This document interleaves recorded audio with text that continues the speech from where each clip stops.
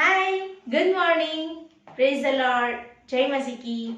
સર્વને આજના દિવસની પ્રેમી સલામ પાઠવીએ છીએ. આપણે આ વર્ષના અંતિમ ભાગોમાં આવી ગયા છે.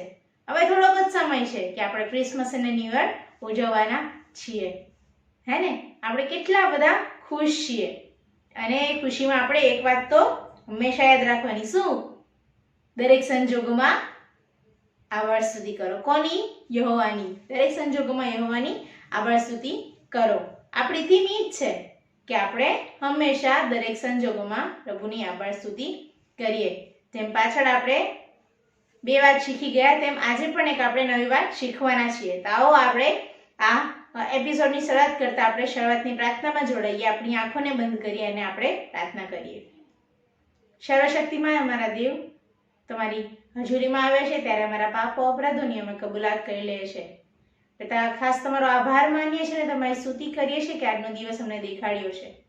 ઘણા એવા લોકો છે જે આજનો દિવસ નથી જોઈ શક્યા, પણ તમારી કૃપા અને દયાને કારણે અમને આજનો દિવસ દેખાડ્યો છે. તેને માટે તમારો આભાર માનીએ છીએ અને તમારી જ સ્તુતિ કરીએ છીએ. મારા પિતા, આ સમય તમારા હજુરીમાં આવ્યા છે ત્યારે ખાસ માંગી લે છે પિતા કે તમે કરેલા આશીર્વાદો, તમે કરેલા ઉપકારોને માટે અમે તમારો પુષ્કળ આભાર માનીએ છીએ પિતા. કોઈ પણ એવી પરિસ્થિતિ આવી જાય પણ અમે કદી તમારી આભાર સ્તુતિ કરવાનું મૂકી ન દઈએ તેવું તમારી પાસે માંગી લઈએ છીએ પિતા. તેના માટે તમે અમને સહાય અને મદદ કરો પિતા. પિતા, ખાસ તમારા શરણોમાં આવે છે તે માંગી લે છે પિતા. આ વર્ષ દરમિયાન ઘણા લોકોએ પોતાના સ્વજનોને ગુમાવ્યા છે. તે સર્વને તમે દિલાસો આપો પિતા.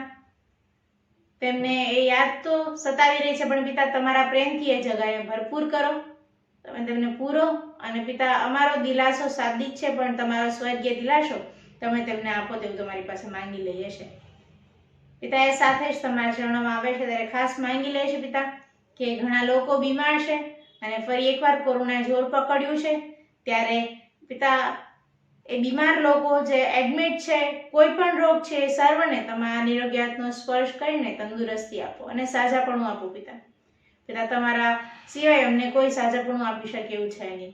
તમે જીવતા દેવ મળ્યા છો ને પિતા, ત્યારે આ સમયે તમારી હજુરીમાં આવ્યા છે ત્યારે આગ્રહથી વિનંતી કરીએ છીએ કે આ કોરોનાને પિતા તમારા નામમાં તમે તેને દૂર કરો તેવું તમારી પાસે માંગીએ છીએ પિતા.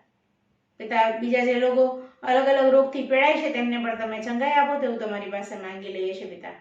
આ સમયે અમારા જીવન તમારા હાથોમાં સોંપે છે ત્યારે પિતા આગળના એપિસોડમાં અમારે જે કંઈ શીખવાનું છે એ યાદ રાખવા, એ મુજબ ચાલવા, એ મુજબ જીવન જીવવા અને તમારા વચનોને અનુસરવા અમને સહાયને મદદ કરજો પિતા.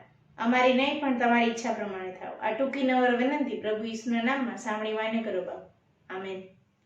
ઓકે, તો આજે જે આપણે એક્શન સોંગ રિપીટેશનમાં લેવાના છે એ 4 છે. એમાં પહેલું સોંગ છે તેના શબ્દ એમ કે છે, રખ ભરોસા રખ ભરોસા રખ ભરોસા यीशु पर, तेरा भरोसा तेरे काम आएगा, यीशु में सदा तू जीत जाएगा. ત્યારબાદ બીજું એક્શન સોંગ છે તેના શબ્દ એમ કે છે, કોઈ ચાહતા બનના સલમાન કે જૈસા, કોઈ ચાહતા ખેલના કોહલી કે જૈસા, लेकिन मैं बनूंगा मेरे यीशु के जैसा. ત્યારબાદ ત્રીજું એક્શન સોંગ છે તેના શબ્દ એમ કે છે, मेरा प्रभु कितना महान है, अपने हाथों में संभालता है. પ્રભુ એટલા મહાન છે કે આપણને તેમના હાથમાં સંભાળી રાખે છે. હે ને? હા. અને ત્યારબાદ ચોથું એક્શન સોંગ છે તે ઇંગ્લિશમાં છે. તેના શબ્દ એમ કે છે, there is power, there is power, there is wonder working power, there is power, power, wonder working power in the blood of the Lamb. જે પ્રભુનું રક્ત છે જે ક્રુસ પર વેવડાવવામાં આવેલું છે તેમાં શું છે? પાવર છે, એમાં શક્તિ છે. તો આવો આપણે આ 4 એક્શન સોંગમાં ઝૂમી ઉઠીએ.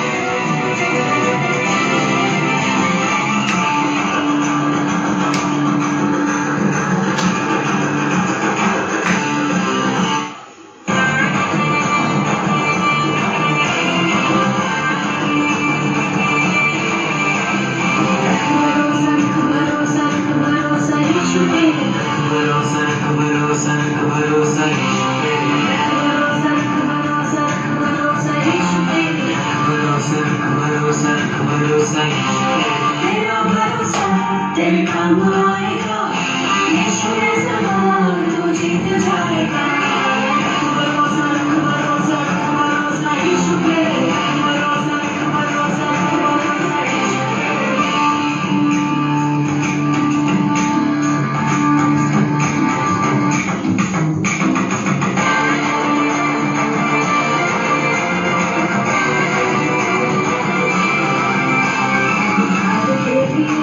तू चुना जाएगा और तेरा धर्म भी यीशु में समाएगा उद्धार के लिए तू चुना जाएगा और तेरा धर्म भी यीशु में समाएगा तेरा भरोसा तेरे काम आएगा यीशु में समा तू जीत जाएगा भरोसा भरोसा भरोसा यीशु पे भरोसा भरोसा भरोसा यीशु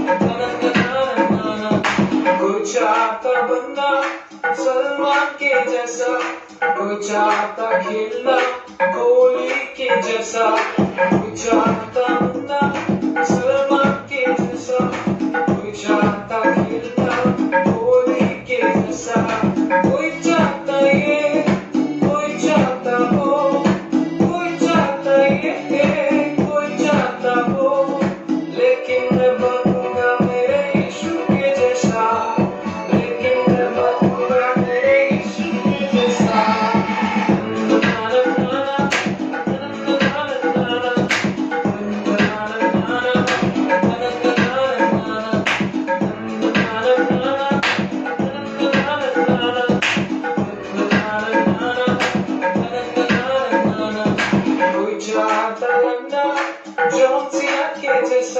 कोई चाहता नाचना करीना के जैसा कोई चाहता नाचना जोसिया के जैसा कोई चाहता नाचना करीना के जैसा कोई चाहता ये कोई चाहता वो कोई चाहता ये कोई चाहता वो लेकिन मैं बनूंगा मेरे यीशु के जैसा लेकिन मैं बनूंगा मेरे यीशु के जैसा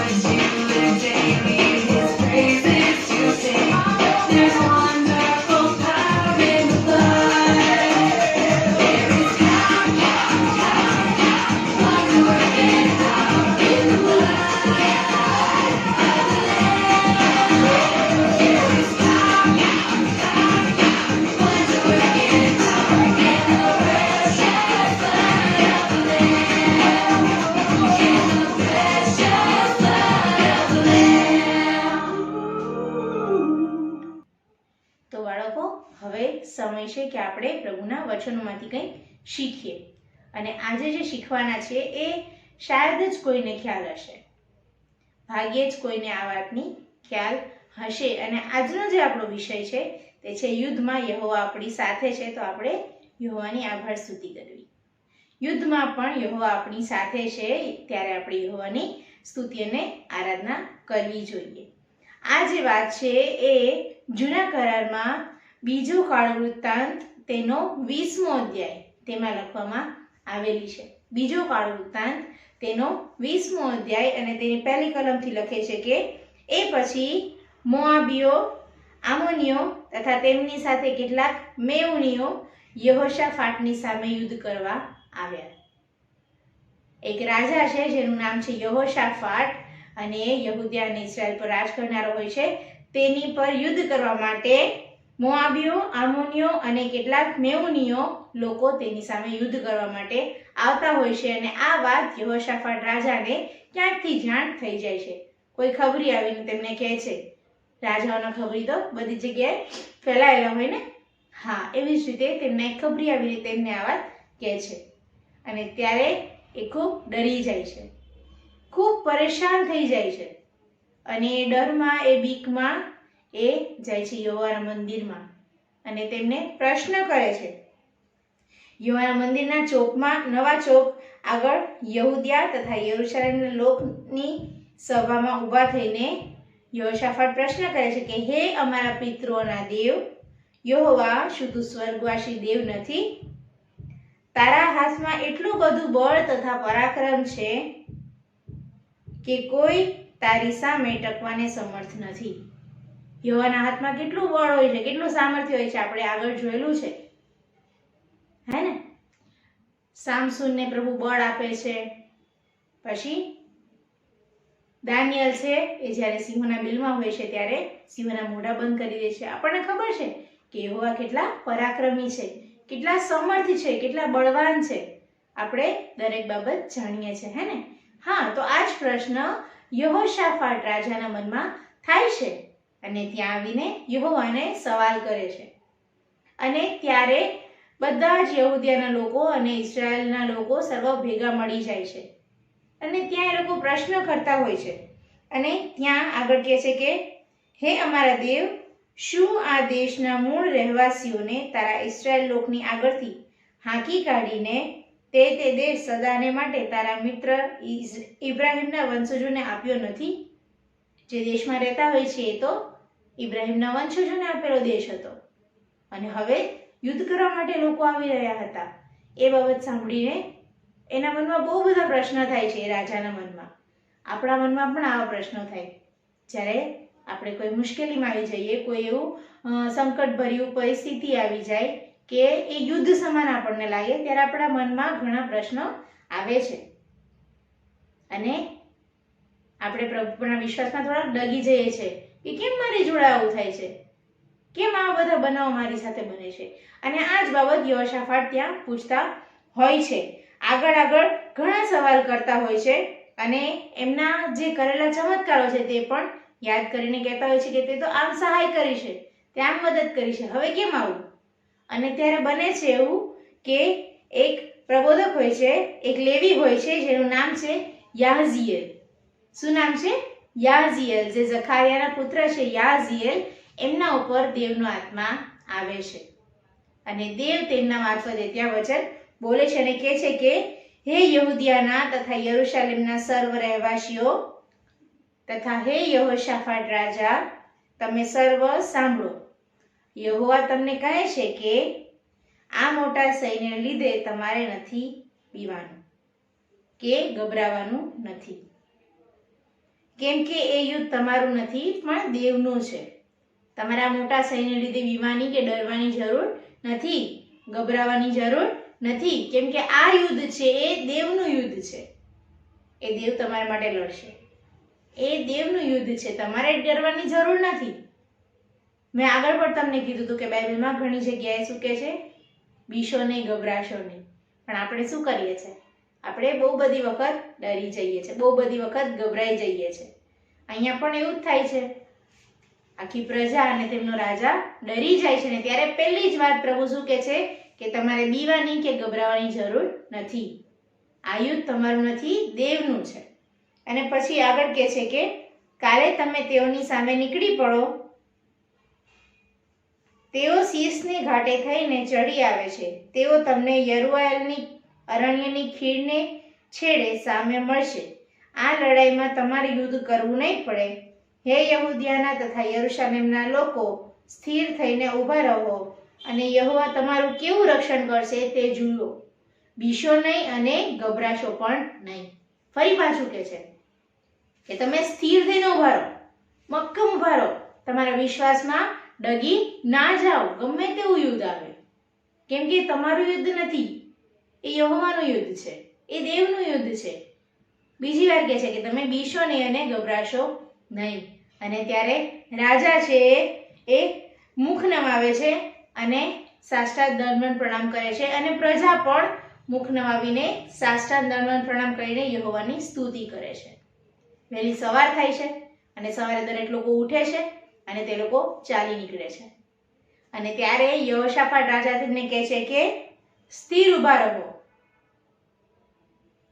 અને તેના પ્રબોધકોનું માનો ને તમે આબાદ થશો. સ્થિર રહો, તેના પ્રબોધકોનું માનો અને તમે આબાદ થશો. અને આપણે જ્યારે યુદ્ધમાં આપણે કોઈ લડાઈ જોઈએ, ટીવીમાં આવતા હોય તો આપણે લડાઈ જોઈએ તો આગળ કોણ જતું હોય? આગળ કોણ હોય? હા, આગળ સૈન્ય હોય કે તલવાર લઈને જતા હોય કે ભાલા લઈને જતા હોય, હાથી હોય, ઘોડેસવારી હોય, હે ને? પણ આ યુદ્ધમાં કંઈક અલગ છે. આ યુદ્ધમાં તેમને આગેવાની કોણ આપે છે? ક્વાયર, જે પ્રભુની સ્તુતિ અને આરાધના કરતા લોકો છે તે તેમને આગેવાની આપતા હોય છે અને તે તેમની આગળ ચાલતા હોય છે. યુદ્ધ કરવા માટે જાય છે તો આગળ તો શસ્ત્રસજ્જ લોકો હોય ને કે જેમની પાસે હથિયાર છે. પણ ના, એમની આગળ કોણ ચાલે છે? જે ક્વાયર છે અને પવિત્ર વસ્ત્ર પહેરીને તેમની આગળ ચાલતા હોય છે. અને ત્યારે બને છે એવું કે જે લોકો તેમની સામે યુદ્ધ કરવા આવતા હોય છે, જે રાજ્યના પ્રજાઓ એમની સામે યુદ્ધ કરવા આવતા હોય છે, તે લોકો અંદર અંદર જ યુદ્ધ કરવા લાગે છે. તેઓ અંદર અંદર યુદ્ધ કરવા લાગે છે ને ત્યાં બધા જ લોકો મરણ પામે છે. હજુ તો યહોશાફાટ રાજા અને તેની પ્રજા ત્યાં પહોંચી નથી. એ પહેલા જ તે લોકો દરેક લોકોનો નાશ થાય છે. ત્યાં કોઈ વ્યક્તિ પણ જીવતું હોતું નથી. અને એ લોકો જઈને ત્યાં જોવે છે તો કેટલું એમને આશ્ચર્યચકિત થતા હશે. કોનું યુદ્ધ હતું? દેવનું યુદ્ધ હતું. ભલે એની સામે યહોશાફાટ રાજા અને તેની પ્રજા હતી, પણ એ દેવનું યુદ્ધ હતું અને દેવે તેની રીતે એને હેન્ડલ કરી લીધું. પ્રભુએ દરેક બાબત સાચવી લીધી. અને ત્યાં જઈને એ લોકો જ્યારે લૂંટ કરે છે ત્યારે એટલો બધો સામાન હોય છે, એટલી બધી લૂંટ કરે છે કે એ લોકો 3 દિવસ થાય છે ત્યાંથી વસ્તુઓ લઈ જવા માટે. આગળ 25મી કલમમાં કહે છે, યહોશાફાટ તથા તેના સૈનિકો તેઓને લૂંટવા માંડ્યા ત્યારે તેઓને પુષ્કળ દ્રવ્ય, વસ્ત્ર તથા કિંમતી જવાહીર મળ્યા. તે તેઓએ પોતાને માટે ઉતારી લીધા, પણ તે વધારે હોવાને લીધે તેઓ તે ઉચકી લઈ શક્યા નહીં. તે લૂંટ એટલી બધી હતી કે તે લઈ જતા તેમને 3 દિવસ લાગ્યા. કેટલા દિવસ? 3 દિવસ લઈ ગયા. વિચાર કરો કેટલી લૂંટ હશે. સૈન્ય નાનું થોડી હોય, સૈન્ય તો મોટું જ હોય ને. તો કેટલા લોકો લઈ જતા હશે પણ એમને ઉચકી ના શક્યા ને 3 દિવસ સુધી એ લૂંટ લઈ જતા એમને લાગી. અને ત્યારબાદ આગળ લખે છે કે ચોથે દિવસે તેઓ બરાખાની ખીણમાં એકઠા થયા. ત્યાં તેઓએ દેવની સ્તુતિ કરી. તેથી તે જગાનું નામ આજ દિન લગી બરાખા છે. બરાખા એટલે કે આશીર્વાદ. બરાખા એટલે આશીર્વાદને એઓ જ્યાં સ્તુતિ કરતા હતા, જે ખીણમાં એકઠા થયા હતા, એ ખીણનું નામ તેઓ બરાખા રાખે છે. એમની પર યુદ્ધ આવે છે. યહોશાફાટને ખબર પડે છે. એ લોકો સવાલ કરે છે. યહોવા તેના લેવી દ્વારા, તેના પ્રબોધક દ્વારા તેમની સાથે વાત કરે છે. આગળ જાય છે.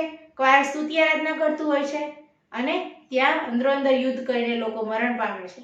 આ લોકો લૂંટ કરીને લાવે છે અને પ્રભુ તેમને આશીર્વાદ પણ આપે છે. તેના કારણે એ ખીણનું નામ બરાખાની ખીણ એમ રાખે છે. આજ સુધી એ ખીણનું નામ બરાખાની ખીણ છે. જ્યારે આ બધી બાબત બને છે ત્યારે આજુબાજુના જે રાજ્ય હોય છે તે લોકો સાંભળે છે અને એ વિચારતા હશે કે હવે અમે યુદ્ધ કરીશું, પણ આ બધી બાબતો બને છે ત્યારે લોકો ડરી જાય છે અને એમનામાં ડર ઊભો થઈ જાય છે. એ લોકો ડરી જાય છે અને છેલ્લે કહે છે કે જ્યારે આસપાસના સર્વ રાજ્યોએ સાંભળ્યું કે યહોવા ઇસ્રાએલના શત્રુઓ સામે લડ્યો ત્યારે તેઓ દેવથી ડરવા લાગ્યા. આ પ્રમાણે યહોશાફાટના રાજ્યમાં શાંતિ થઈ, કેમ કે તેના દેવે ચો તરફથી તેને આરામ આપ્યો હતો.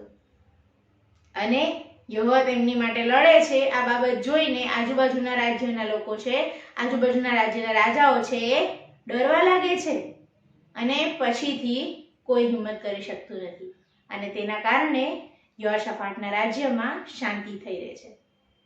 તો બાળકો, આજે આપણે એ જ શીખીએ છીએ કે જો આપણી સામે કોઈ યુદ્ધ જેવી પરિસ્થિતિ આવી પડે તો યહોવા આપણી સાથે છે.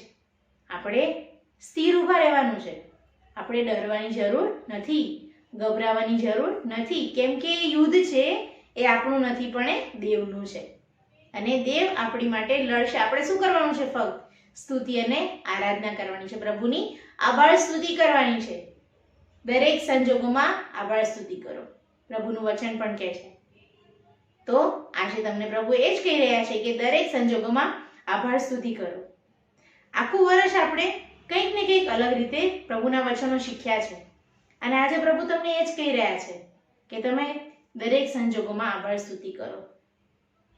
તમે આટલા બધા બાઇબલના વચનો શીખ્યા છો, તમને યાદ રહ્યું હશે, તમારા જીવનમાં તે વચને કાર્ય કર્યું હશે, પણ ક્યાંક ને ક્યાંક આપણે વિશ્વાસમાં ઉણપ આવી જાય છે અને ત્યારે આપણે પ્રભુના વિશ્વાસમાં સ્થિર ઊભા રહેવાનું છે. પ્રભુ તમને કહી રહ્યા છે તે તમારે સાંભળવાની જરૂર છે. આખા વર્ષ દરમિયાન પ્રભુએ આપેલા આશીર્વાદોનો આપણે આભાર માનીએ અને હવે જ્યારે એક નવું વર્ષ આપણી સામે આવવા જઈ રહ્યો છે ત્યારે પ્રભુની આપણે સ્તુતિ અને આરાધના કરતા તે વર્ષમાં આપણે આગળ વધીએ. પ્રભુ તમને તેમ કરવા માટે સહાય અને મદદ કરો. આમેન.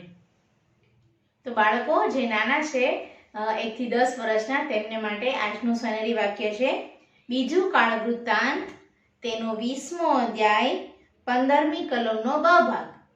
બીજું કાળવૃત્તાંત તેનો 20મો અધ્યાય 15મી કલમનો બ ભાગ. તમારે બીવું નહીં કે ગભરાવું નહીં, કેમ કે એ યુદ્ધ તમારું નથી પણ દેવનું છે. બીજું કાળવૃત્તાંત 20 અને 15નો બ. ફરી એકવાર બોલી લઈશું. બીજું કાળવૃત્તાંત 20મો અધ્યાય 15મી કલમનો બ ભાગ. તમારે બીવું નહીં કે ગભરાવું નહીં, કેમ કે એ યુદ્ધ તમારું નથી પણ દેવનું છે. જે નાના બાળકો છે 1 થી 10 વર્ષના, તેમને માટે આ સોનેરી વાક્ય એક ચેલેન્જ છે. તેમને તે મોઢે બોલવાનું છે, એનો વિડીયો ક્લિક કરવાનો છે અને ગુરુવારના સાંજના 6 વાગ્યા પહેલા મને મોકલી આપવાનું છે. Okay, all the best. તો 10 વર્ષથી ઉપરના એટલે કે 11 વર્ષથી સિનિયર ક્લાસ સુધીના બાળકો છે તેમને માટે આજના પ્રશ્ન જવાબ છે. પહેલો પ્રશ્ન છે કે આજે જે આપણે વાત શીખ્યા તેમાં કયા રાજાની વાત કરવામાં આવી છે? આજે જે આપણે વાત શીખ્યા તેમાં કયા રાજાની વાત કરવામાં આવી છે? બીજો પ્રશ્ન છે તે રાજાની સામે કયા 3 રાજ્યના લોકો યુદ્ધ કરવા આવી રહ્યા હતા? તે રાજાની સામે કયા 3 રાજ્યના લોકો યુદ્ધ કરવા માટે આવી રહ્યા હતા? ત્રીજો પ્રશ્ન છે યહોવાનું વચન કોની મારફતે રાજાની પાસે આવે છે? હું એક નામ બોલી હતી. યહોવાનું વચન કોની મારફતે તે રાજા પાસે આવે છે? ચોથો પ્રશ્ન છે લૂંટનો સામાન લઈ જતા કેટલા દિવસો લાગ્યા હતા? લૂંટનો સામાન લઈ જતા કેટલા દિવસો લાગ્યા હતા?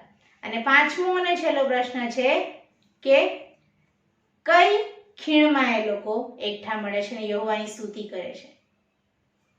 એ ખીણનું નામ અને ખીણનો મતલબ બંને કહેવાનો છે. કઈ ખીણમાં એ લોકો મળે છે અને યહોવાની સ્તુતિ કરે છે? તો 11 વર્ષથી સિનિયર ક્લાસના જે બાળકો છે તેમને માટે આ 5 પ્રશ્નો છે. તેના જવાબ સુંદર અક્ષરમાં એક પેપરમાં લખવાના છે. તેનો ફોટો પાડીનો છે. ઉપર તમારું નામ અને તમારા ગામનું નામ લખવાનું ભૂલશો નહીં. અને ગુરુવારના સાંજના 6 વાગ્યા પહેલા મને મોકલી આપજો. Okay, all the best. તો બાળકો, આજે આપણે શીખ્યા કે યુદ્ધમાં પણ યહોવાની સ્તુતિ કરવી. કોઈ પણ પરિસ્થિતિ આવે તો આપણે યુદ્ધમાં પણ યહોવાની સ્તુતિ કરવી જોઈએ. અને એમ કરવા પ્રભુ આપણને સહાય કરે. હે ને? કે આ વર્ષ હમણાં 2 વર્ષથી આપણે કોરોના સામે લડી રહ્યા છે, પણ આપણે જીવિત કેમ છીએ? કેમ કે દેવ આપણી માટે યુદ્ધ કરે છે, એટલે આપણે અત્યારે જીવી રહ્યા છે. પ્રભુએ આપણને જીવનદાન આપ્યું છે. પ્રભુની ઈચ્છા છે કે આપણે જીવન જીવીએ, એટલે આપણે જીવન જીવી રહ્યા છે. અને આ વર્ષમાં ઘણા લોકોએ પોતાના વાલાઓને ગુમાવી દીધા છે, અને ઘણા લોકોના ઘરમાં એક નવું મહેમાન પણ આવેલું છે. દરેક બાબતમાં પ્રભુની આભાર સ્તુતિ કરવાની. આપણી પાસે જે આવે છે કે જે આપણી પાસેથી જતું રહે છે તે પ્રમાણે, જેમ અયુબે કર્યું હતું તેમ. અને પ્રભુ તેમ કરવા માટે આપણને સહાય કરે છે. તો આવો આપણે આપણી આંખોને બંધ કરી અને છેલ્લી પ્રાર્થનામાં જોડાઈએ. પિતા, આ સમય તમારા ચરણોમાં આવે છે ત્યારે અમારા જીવનો તમારા હાથોમાં સોંપે છે. પિતા, તમારા વચનને અનુસરીને ચાલવા અને જીવન જીવવા તમે અમને સહાય મદદ કરજો. પિતા, આખા વર્ષમાં અમે જે કંઈ બી શીખ્યા છે પિતા, અલગ અલગ થીમ દ્વારા તમે અમારી સાથે વાત અને વ્યવહાર કરી છે, એ તમારા દ્રષ્ટાંત હોય કે તમારી આજ્ઞા હોય પિતા, એ કોઈ વાત અમે ભૂલી ન જઈએ. પિતા, તમે કરેલા ચમત્કારોને અમે યાદ કરીએ છીએ પિતા, અને ચમત્કારો તમે અમારા જીવનમાં પણ કરો છો. આજના સમયે પણ તમે ચમત્કાર કરનાર દેવ અમને મળ્યા છો, ત્યારે આ સમયે પિતા સર્વ તમારા હાથોમાં સોંપાય છે. પિતા, આ મહિનામાં અમે જે શીખ્યા છે કે દરેક સંજોગોમાં આભાર સ્તુતિ કરવી. કોઈ પણ એવી પરિસ્થિતિ આવી જાય, અમે આભાર સ્તુતિ કરવાનું ચૂકી ન દઈએ તેવું તમારી પાસે માંગીએ છીએ. પિતા, પાઉલ અને સિલાસ પિતા બંદીખાનામાં હતા ત્યાં સ્તુતિ કરી. પિતા, અમે પણ એવું કરીએ તેવું તમારી પાસે માંગી લઈએ છીએ. પિતા, અહીં ઉપર એટલું બધું દુઃખ આવી પડ્યું પિતા, પણ એને એક જ વાત કીધી કે યહોવાએ આપ્યું અને યહોવાએ લઈ લીધું, તેના નામને ધન્યવાદ. અમે પણ તેવું કહીએ પિતા, એ દાનિયેલને સિંહોના બિલમાં નાખ્યા, ત્યાં પણ તેણે તમારી સ્તુતિ કરી. પિતા, એ ડર્યો નહીં અને તમારા વિશ્વાસમાં ઉભા રહ્યા. પિતા, શાદ્રાક, મેશાક, અબેદનગોને અગ્નિની ભઠ્ઠીમાંથી તમે કાઢી લાવ્યા. પિતા, અને ત્યારે બીજા લોકોએ પણ વિશ્વાસ કર્યો કે એમનો દેવ એ જીવતો દેવ છે. પિતા, આજે અમે જે શીખ્યા, યહોશાફાટ રાજા અને તેની સામે યુદ્ધ કરવા આવેલ લોકો, પિતા, તમે યહોશાફાટ રાજાને માટે યુદ્ધ કર્યું, તેની પ્રજાને માટે તમે યુદ્ધ કર્યું, કેમ કે એમનું યુદ્ધ નહોતું, એ દેવનું યુદ્ધ હતું. અને પિતા, આવી જ રીતે અમારા જીવનમાં પણ કોઈ પણ મુશ્કેલી આવે, કોઈ પણ એવા સંજોગો ઊભા થાય, ત્યારે અમે તમારા પર રાખેલા વિશ્વાસમાં સ્થિર ઊભા રહીએ તેવું તમારી પાસે માંગી લઈએ છીએ. પિતા, હવે પછીના દિવસોમાં અને નવા વર્ષમાં અમે પિતા તમારા માર્ગમાં ચાલનારા તમારા દીકરા અને દીકરીઓ બનીએ તેવું તમારી પાસે માંગી લઈએ છીએ. પિતા, આ વર્ષનો આશીર્વાદ તમે આપ્યો છે તેના માટે તમારો આભાર, અને હવે જે આશીર્વાદ આપવા તમે જઈ રહ્યા છો તેને માટે અમે તમારો આભાર માની લઈએ છીએ. પિતા, સર્વને માટે તમે જે ઉત્તમ રાખી મૂક્યું છે તે તમારા સમય તમે સર્વને આપજો તેવું તમારી પાસે માંગી લઈએ છીએ. પણ દરેક બાબતોમાં તમારી સ્તુતિ અને આરાધના કરવા, તમારી આભાર સ્તુતિ કરવા સર્વને તમે સહાય અને મદદ કરશો તેવું તમારી પાસે માંગી લઈએ છીએ. પિતા, અમારી નહીં પણ તમારી ઈચ્છા પ્રમાણે થાવ. આ ટૂંકી નમ્ર વિનંતી પ્રભુ ઈસુના નામમાં સાંભળી તેનો સ્વીકાર કરજો. પિતા, આમીન.